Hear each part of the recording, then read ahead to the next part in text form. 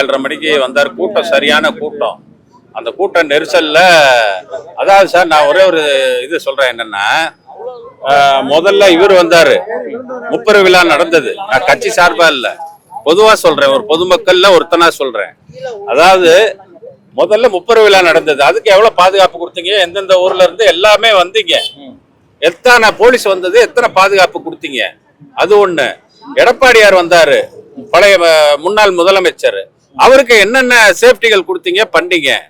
விஜய் வந்து ஒரு நடிகர் அப்படிங்கிற போது அவருக்கு உண்டான ஒரு இன்ஃபுளுன்ஸ் இருக்கும்.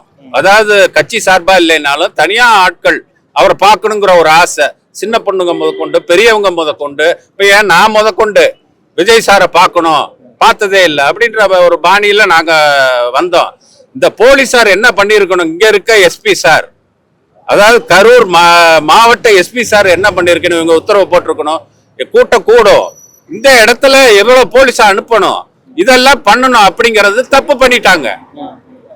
இது வந்து விஜய்க்கு ஆள் அனுப்புறதா இது பண்றதா அப்படிங்கிற மாதிரி போயிருச்சு. இது ஏன்னா முழுக்க முழுக்க நான் சொல்றேன், இங்க பாருங்க, கரூர் வாசி தான் நானு, கரூர் காமராஜ் ரோட்ல இருக்கேன், முழுக்க முழுக்க சொல்றேன், இது போலீஸோட அவமதிப்பு. அதாவது கண்டுக்காம விட்டதுதான் காரணமே.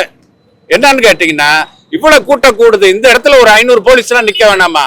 உங்க மாநாட்டுல முதலமைச்சர் சார் மாநாட்டுல அத்தனை பேரை நிறுத்தினீங்க, எத்தனை ஊர்ல இருந்து வண்டிகள் வந்தது போச்சு, எல்லாம் பாதுகாப்பா ஒரு உயிர் சேதாரம் எல்லாம் அனுப்புனீங்க.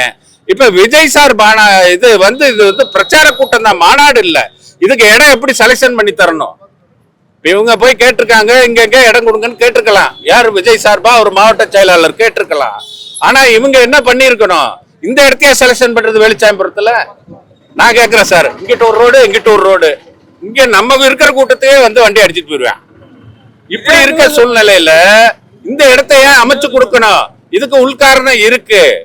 இது என்னங்கிறது சென்ட்ரல் கவர்மெண்ட்ல இருந்து விசாரிக்கணும், சிபிஐ விசாரிக்கணும். பாவம், அவர் நடிகருக்காக சொல்லல, ஒரு நான் தனிப்பட்ட மனிதனா சொல்றேன். அவன் யார் மேல தவறு இருக்குன்னு கண்டுபிடிக்கணும், கண்டுபிடிச்சு அது உண்மையை வெளிவரணும். யார் தவறு செஞ்சிருந்தாலும் தப்பு தான் சார். 45-50 பேர் செத்து இருக்காங்க. ஒரு உயிருக்கு நீ 32 லட்சம் கொடுத்துட்டு போயிட்டேன்னா, எல்லாரும் சேர்ந்து கொடுத்துட்டு போயிட்டீங்கன்னா, ஆமா இப்ப என் பிள்ளையா இருந்தா நான் ஏத்துக்கணும், அந்த 32 லட்சம் வச்சு குழந்தைய எடுத்துட்டு உட்காந்துருப்பேனா? கொஞ்சம் யோசனை பண்ணி பாருங்க சார்.